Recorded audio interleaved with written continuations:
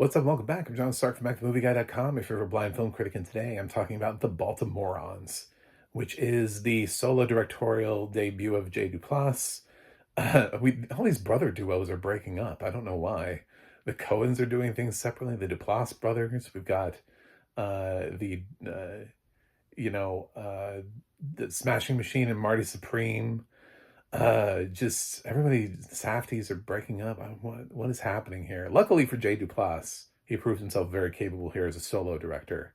This film he co-wrote with Michael Strasner, who stars in this with Liz Larson, is just a really simple walk and talk. It has audio description here by Audio Eyes, written by Sean Boggs, narrated by Rick Boggs, and I love this movie. This is a film that I was looking.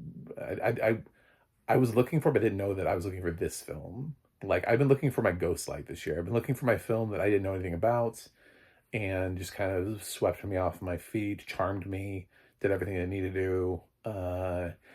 Had these performances from actors that I was unfamiliar with, that I could just be like, wow, this is amazing. I just love this. Liz Larson here is amazing. She's going to be in my lists this year.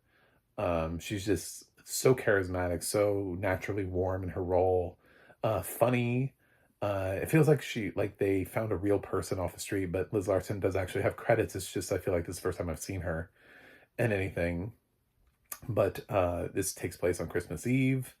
We have a guy who is headed to his girlfriend's place for Christmas Eve celebratory.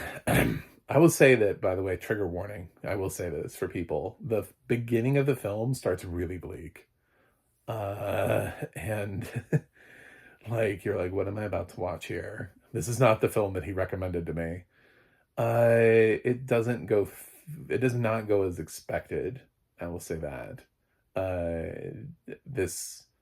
What happens at the beginning of the film is he tries to commit suicide, and he's not successful in it. So, but it does open with a scene that looks like he's about to. It does not work. Otherwise, the film wouldn't happen. So, but it leads into sort of another story about his, which is the fact that he is now sober. He's 6 months sober.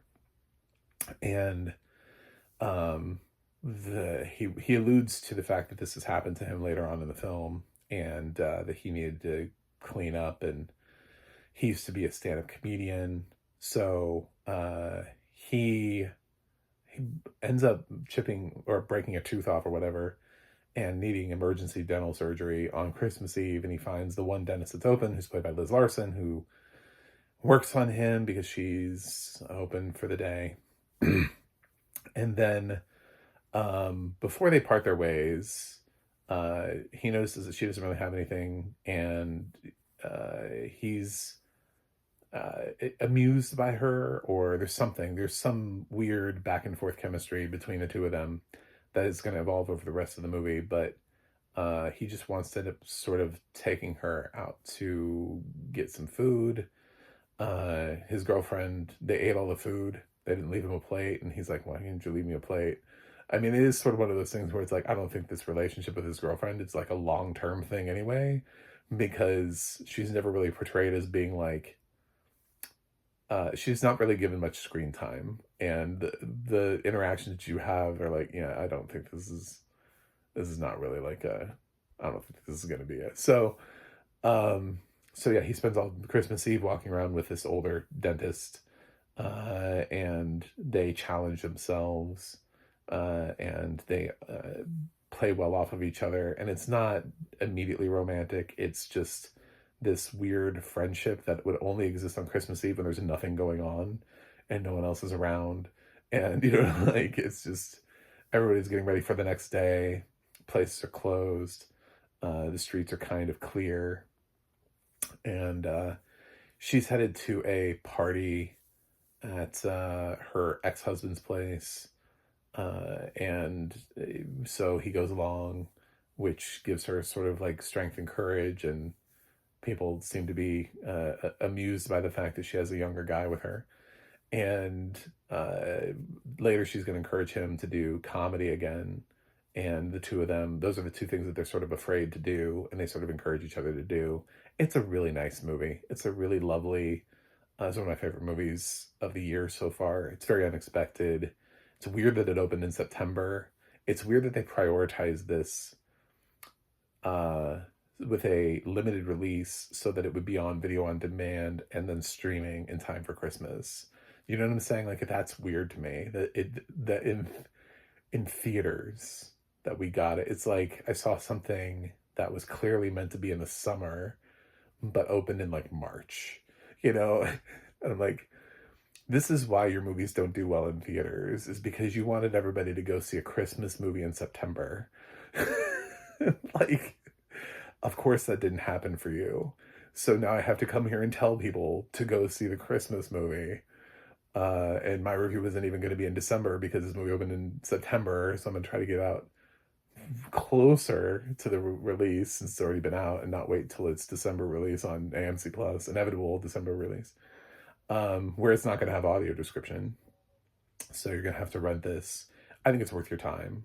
Obviously, yes, it's a May December romance, so if you just don't believe in those ever existing, but it's not overt. It's not something that just is like dripping with it. It's one of those, it's just a very nice, chill, calm movie that they do some fun things, and there isn't like a raunchy sex scene or anything here. It's a very nice movie. Jay Duplass and comes from a the sibling team that was known for mumblecore, so they're good at writing dialogue. And he's teamed himself up here with an actor writer who I think has a good pulse for how to write these characters as well.